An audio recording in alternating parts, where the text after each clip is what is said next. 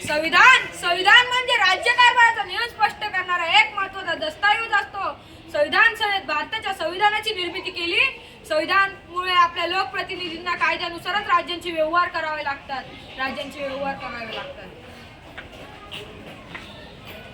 संविधान हा आपल्या देशाचा मूलभूत आणि सर्वश्रेष्ठ कायदा आहे. कोणताही कायदा करण्यामागे काही निश्चित उद्दिष्टे किंवा हेतू असतात.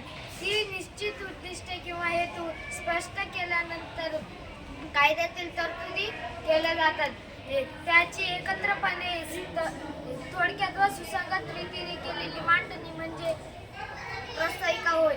या प्रस्तावनेला उद्देशिका असे म्हणतात. या उद्देशिका भारतीय संविधानाची प्रस्ताविका किंवा सरनामा असेही म्हटले जाते.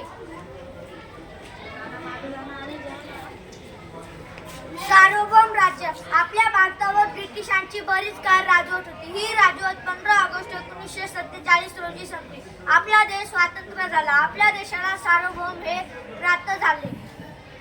आपण आपल्या देशात योग्य वाटतील असे निर्णय घेण्यास स्वतंत्र आहोत. आपण सर्व स्वातंत्र्य लढ्याचे सर्वात महत्त्वाचे उद्दिष्ट सार्वभौम प्राप्त करणे हे होते. सार्वभौम म्हणजे राज्यकारभार करण्याचा सर्वश्रेष्ठ अधिकार होय.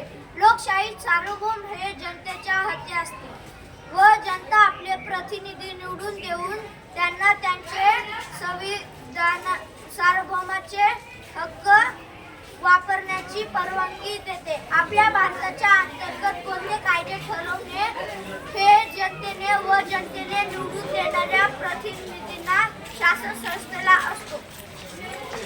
समाजवादी राज्य. समाजवादी राज्य म्हणजे असे राज्य जिथे गरीब श्रीमंत यांच्यात छोटी गरीब असते. देशाच्या सर्व सर्वांचा हक्क संपत्तीचे केंद्रीकरण काही लोकांच्या हाती होणार नाही याची काळजी घेतली जाते. धर्मनिरपेक्ष राज्य. उद्देशिकेने धर्मनिरपेक्षता हे आपले उद्दिष्ट असल्याचे सांगितले आहे. धर्मनिरपेक्ष राज्यात सर्व धर्मांना समान मानले जाते. कोणत्याही एका धर्माला राज्याचा धर्म मानला जात नाही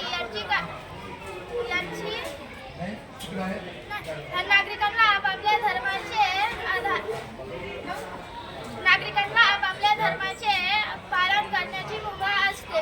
नागरिकांमध्ये धर्माच्या आधारावर भेदभाव करता येत नाही. गणराज्य. आपल्या देशात लोकशाही बरोबर गणराज्य पद्धती आहे. गणराज्यात सर्व सार्वजनिक पदे लोकांकडून निवडून दिली जातात. कोणत्याही सार्वजनिक पदे वंशपरंपरेने येत नाही. राष्ट्रपती, प्रधानमंत्री, राज्यपाल, मुख्यमंत्री, महापौर, सरपंच यासारखी पदे असतात. त्या पदांवर विशिष्ट वयाची अट पूर्ण करणाऱ्या लोकांकडून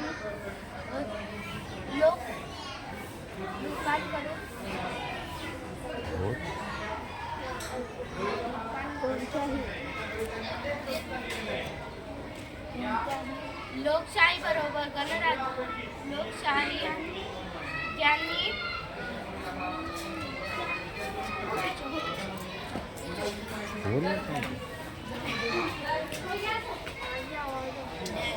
अन्याय दूर करून सर्वांना आपली संधी मिळवून देणे म्हणजे न्याय होय. सामाजिक न्याय. व्यक्तीमध्ये जात, धर्म, वंश, भाषा, प्रदेश, जन्मस्थान अथवा लिंग यावर आधारित कोणताही भेदभाव करू नये. आर्थिक न्याय. गरिबी दूर करायची असेल तर प्रत्येकाला आपल्या कुटुंबाचे पालनपोषण करण्यासाठी जीविकेचे साधन मिळवण्याचा हक्क आहे. राजकीय न्याय. राज्यकारभारात भाग घेण्याचा सर्वांना समान हक्क असावा म्हणून आपण रोड मतदान पद्धती स्वीकारली आहे.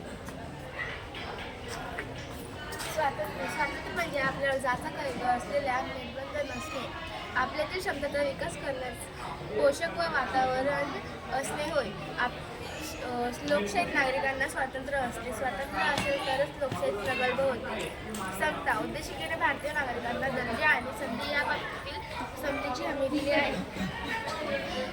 बंधुता. संविधानकारांना असे वाटते की केवळ न्यायाची, स्वातंत्र्याची आणि समतेची हमीवर भारतीय समाजात समता निर्माण होणार आहे. यासाठी किती कायदे केले तरी जोपर्यंत भारतामध्ये बंधुता असणार नाही तोपर्यंत या कायद्यांचा उपयोग होणार नाही.